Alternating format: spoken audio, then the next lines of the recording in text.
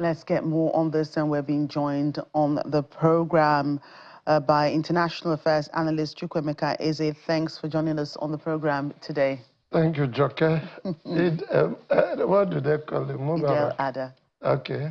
Happy celebration of the same. Thank you very much. Well, so, since taking office, even before, he came into power, President Trump has made several promises, and which he's, now following through on. And, one of the latest is this travel ban on some African countries. The AU has responded.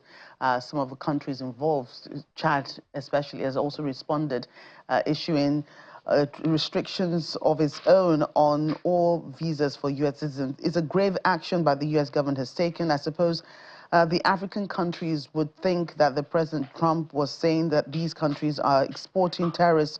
What do you make of, the latest ban and the restrictions?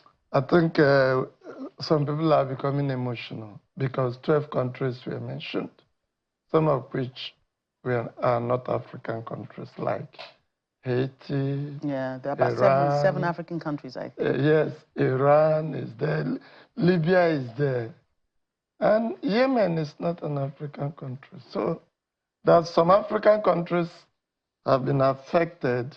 I mean, it's not something we should narrow down to say African countries have been banned. That's one. Two, when he came around in his first tenure, he banned some countries. African countries were not included at that time. I mean, Trump #1. Now, Trump #2 has included some African countries, and we are crying wolf. So I think we should look at the deeper issues. Remember that this executive order was signed on January 20, 2025. Executive Order number 14161. This not just with terrorist activities, but national security and public safety concerns.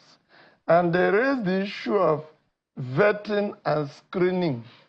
The countries that don't have sufficient verifiable vetting and screening measures to ensure that their countrymen and women, have the relevant data they could give the Secretary of State. Remember, this is a product of a research or something done by the Secretary of State in consultation with the Secretary of Homeland Security, National Intelligence Agency, and the CIA. So there are facts, and they took it one by one to analyze. So it is not a product of emotion. So it is for each African country to go through that document and find out where it has erred, instead of emotionalizing the whole thing to say African countries, African countries. And there are 7 that are partially banned. And they gave reasons. So a total of 19 have been affected. And if 7 African countries have been affected, we shouldn't be surprised, because African countries are not perfect in all this.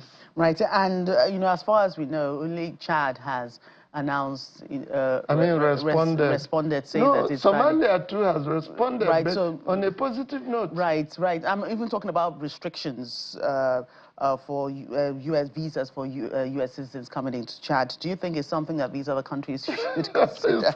Going by your response, I'm not sure you think so. Let me tell you, if you ask the average American, he doesn't know where Chad is located. Yeah. He does not know. In fact, some Americans think that the whole of Africa is one country, and the others are just provinces. Some of them are so, except for those that are in this sector of foreign relations.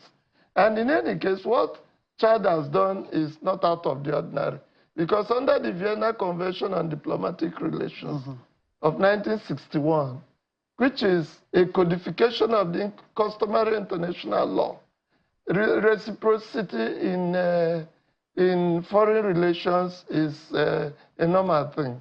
So the fact that they have, but it won't have any serious, except if U.S. companies are mining precious metals in Chad, then those ones can be given special consideration. But I don't see many Americans having business with a desert arid region like Chad. Yes. I mean, they don't have business, most of them don't have business. So, I mean, what's in this day and age that we're talking about, it's nobody lives in isolation. Of course, U.S. is considered as, the most powerful country in the world, one of the most powerful countries. So what does this do for countries' relations, with the United States? Regarding the countries affected? Yes. No, basically, it will be traumatic for their nationals. I'll give you an instance. If you are from Chad, for instance, many Iranians belong to, they have properties. For those who have traveled to U.S., some have properties in U.S. Assuming you are from Chad and you have a property in U.S., but you traveled outside U.S., and maybe your visa ran out, and you want to renew your visa, and this announcement has been made. And let's assume that property is on mortgage. You've lost the property. So it will affect students who have gotten admissions and waiting for visas to take up those, all the monies they've paid for visa interviews, all of them are gone. Yeah. So besides, in the international arena where debates are being made, if a country has banned your nationals, do you think it will be easy for you to lobby that country to support you in debates?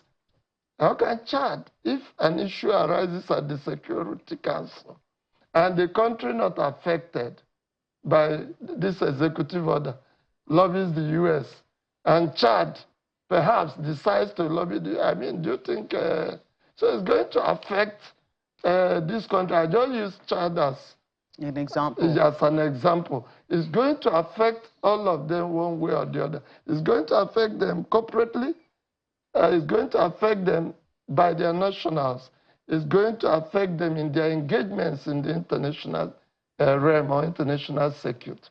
So it's going to have a deleterious effect. And if there are international organizations that they want employment, their nationals, it will be difficult. And if U.S. has banned nationals of a country, how do you think if you are seeking for a job at WHO, World Bank, IMF, the whole World Bank group, and many other international organizations, and you're on the black book of the U.S., you think other international institutions will employ you?